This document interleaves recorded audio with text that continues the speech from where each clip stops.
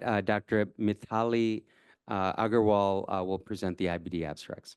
So much for allowing me, Dr. Reed, to come back a second year and give this talk. And I'd like to take a moment to thank my dad for being here despite being on call at 2 hospitals. Father's Day is coming up. I don't get a chance to thank him enough. So thank you for everything. So our first study is titled Monitoring IBD by Intestinal Ultrasound Decreases Time to Treatment Change and Time to Remission in Comparison to Conventional Management. The goal of the study was to assess the impact of intestinal ultrasound on management and outcomes in patients with IBD who are receiving IBD therapy. This was a retrospective study of 54 patients who underwent induction treatment but still had active disease. The author studied time to treatment change and time to remission. Results show that the average time to treatment change was 2.2 days in the ultrasound group compared to 25.6 days in the conventional group. Average time to remission was 128 days in the ultrasound group compared to 230 days in the conventional group. The reason for delay in the conventional group was waiting for endoscopy and for fecal calprotectin. Thus, the authors concluded that using intestinal ultrasound to assess disease activity in IBD is associated with earlier treatment changes and shorter time to remission compared to conventional approach. My takeaway from this is that if you have access to intestinal ultrasound, which our center will be getting pretty soon for IBD patients, you may be able to make treatment changes faster and you may be able to reach remission faster.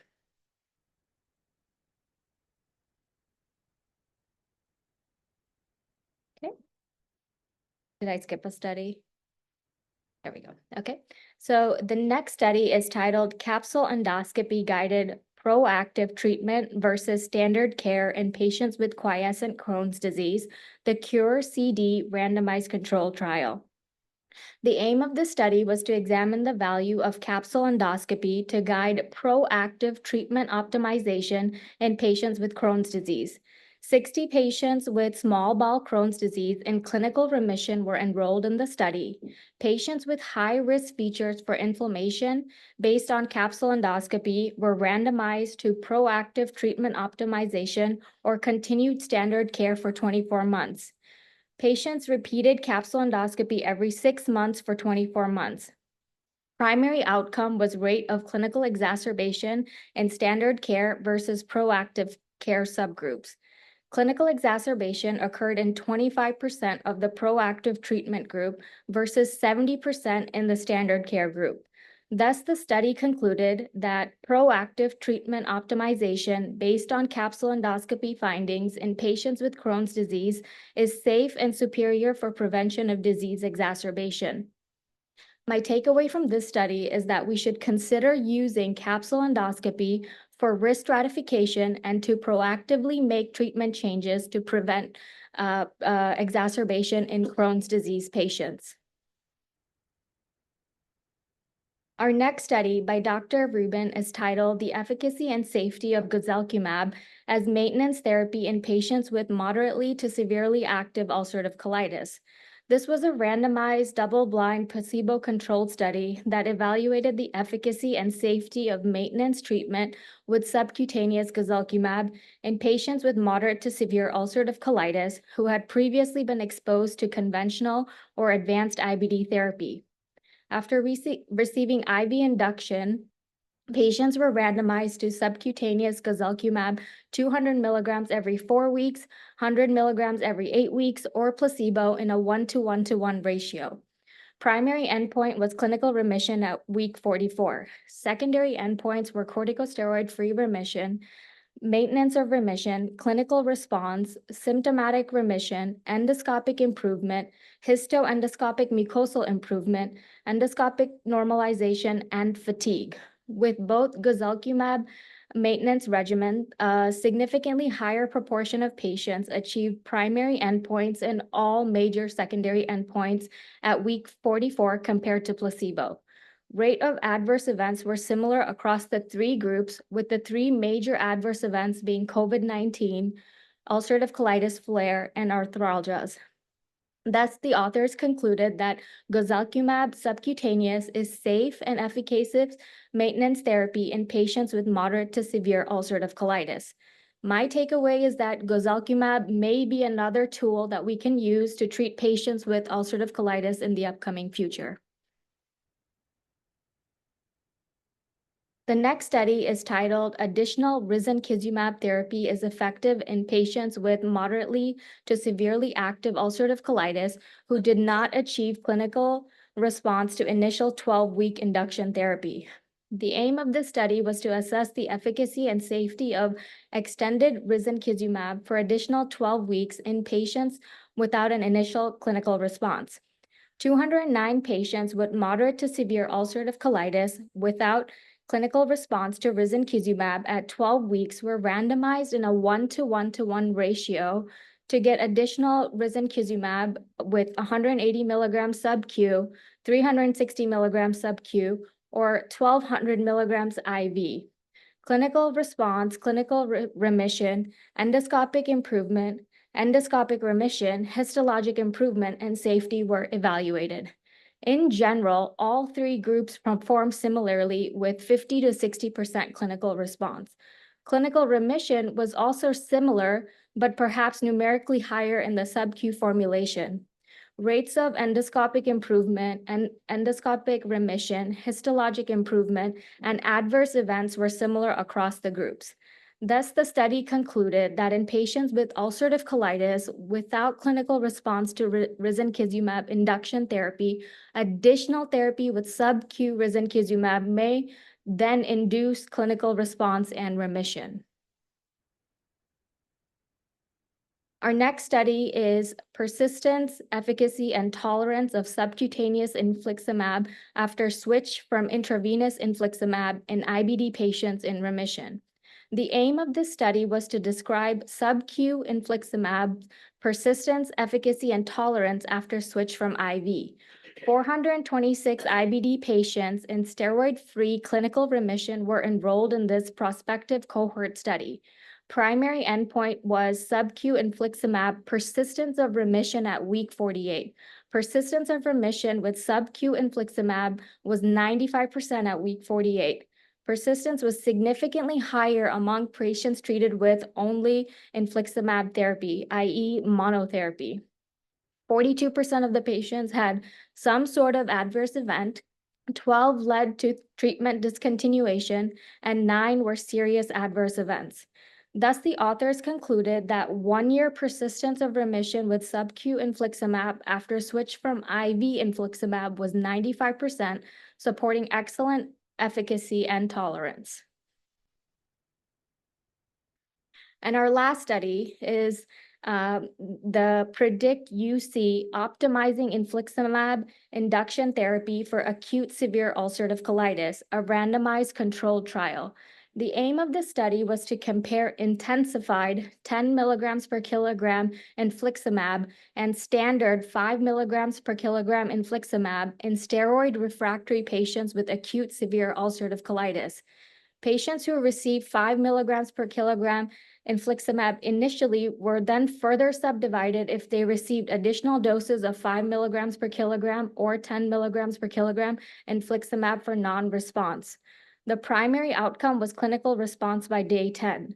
The study showed that patients who received the first dose as 10 milligrams per kilogram compared to 5 milligrams per 5 milligrams per kilogram achieved similar clinical response rates by day 7. The study did conclude that patients with lower albumin may benefit from proactive intensified dosing strategies. Thank you. I'd like to invite Dr. Navanethan up here. All right. Good evening, everybody. Thank you, Girish, for coming in and gracing the occasion, and had a great summary of all the talks. But I have 2 minutes, really, because we are running behind schedule to summarize the study. So try to be very fast and quick. So intestinal ultrasound is an advantageous thing. If you think about it, it is non-invasive because it's done routinely in bedside. It can replace MRE and colonoscopy routinely. So the study from University of Chicago, from Nova Cleveland, showed that if you do IUS, obviously you do a faster time to change treatment because you're going to make changes, say thickening in the TI, drug's not working, let's make some changes quickly, compared to waiting for a colonoscopy or getting for fecal calprotectin, which takes a week to get the results back. So they showed that it's a faster time to change treatment, faster time to get remission. But again, if you look at the US population, the obesity is a big issue. And most studies of IUS has come from Europe and Australia, where obesity is much, much lower. We are going to start using IUS in our center starting hopefully end of June, early July. We'll have more experience coming down the line. But a lot of people I talk to in the US have not been very optimistic about IUS routinely for all the patients, just because of the obesity being close to 50% in the US. So it's not going to be a game changer, in my opinion. But again, time will say as more studies come down the line in terms of how it's going to be. Next study from Shamrin from Israel, one of our good friends, on the role of capsule endoscopy in Crohn's patients. I think all Crohn's patients should be monitored proactively. That's the whole theme of the study. We always monitor fecal calprotectin and CRP proactively every 6 months. I mean, they did capsule endoscopy every 6 months.